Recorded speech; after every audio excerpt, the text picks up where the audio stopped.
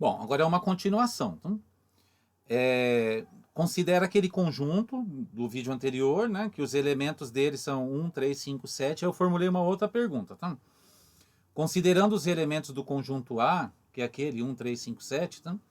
Quantos números de 3 algarismos distintos podemos formar? Então, agora eu estou impedindo de repetir. Tá? Então, lá a gente chegou em 64 números de 3 algarismos. Né? Aqui a gente não vai chegar nesse valor, porque agora eu não posso repetir. Então, não vai poder ter o 333, o 577, esses números estão fora. Tá? Aí eu comecei a fazer uma árvore de possibilidades para entender aqui. Tá? Então, ó, na casa das centenas, quem ocupa essa casa? Qualquer um desses 4. Tá? Aí, uma vez que você fixou um número para ser o primeiro, né? Quem vai estar na casa da dezena? É qualquer um dos 3, porque não vai poder ser esse primeiro aqui, né? Colocando um desses algarismos na casa das dezenas, a unidade não vai poder nem ser o algarismo da dezena, nem o da centena. Então, você teria 2 opções. Então, essa é uma árvore diferente, tá? Tanto que eu fiz o primeiro ramo dela aqui. Mas todos esses ramos vão ser iguais, tá? Aí, seguindo aqui, ó, aqui eu formei os números, ó, 135, 137, 153, 157, 171 e 173. Aqui são 6, né? Todos que começam em 1.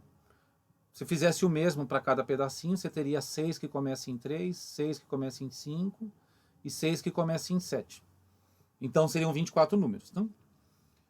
Bom, aqui, pelo mesmo princípio, tá? O princípio fundamental da contagem. Então, eu posso usar ele sempre, né? A multiplicação que lá ficou 4 vezes 4 vezes 4, aqui ficou 4 vezes 3 vezes 2, né? Porque existem 4 possibilidades para a casa das centenas, 3 para dezenas, 2 para as unidades, então são 24 números, né? Aí, esse tipo de conta que eu chamo de arranjo, tá? Porque o primeiro motivo para ser arranjo, não admite repetição.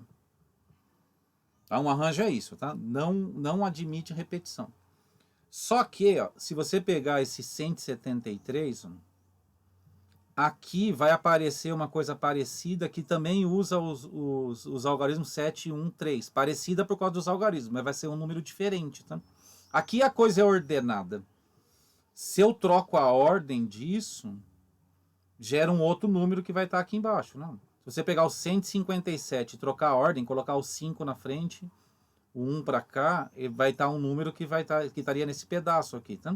Então, o que é um arranjo? Né? É quando você pega um conjunto, você faz agrupamentos de P em P elementos. No nosso caso, nós fizemos agrupamentos de 3 em 3 elementos. Cada elemento do que a gente está fazendo, cada arranjo, tá? Cada númerozinho desse aqui chama arranjo. Né? Cada um desses agrupamentos não tem elementos repetidos e são ordenados. Se trocar a ordem, troca, tá? Muda. Então tem que contar, né? Esse daqui eu posso escrever assim, simbolicamente, né? Esse é um arranjo de 4 elementos organizados de 3 em 3. Né?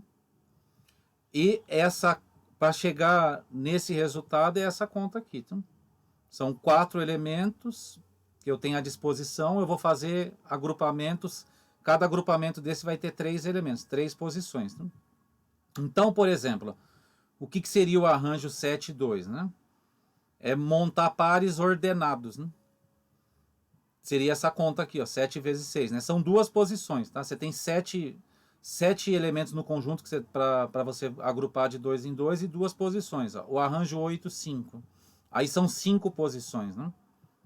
1, 2, 3, 4, 5, tá? Então, generalizando, se você olhar o último número aqui, ó, ele é a diferença desses dois mais 1, né?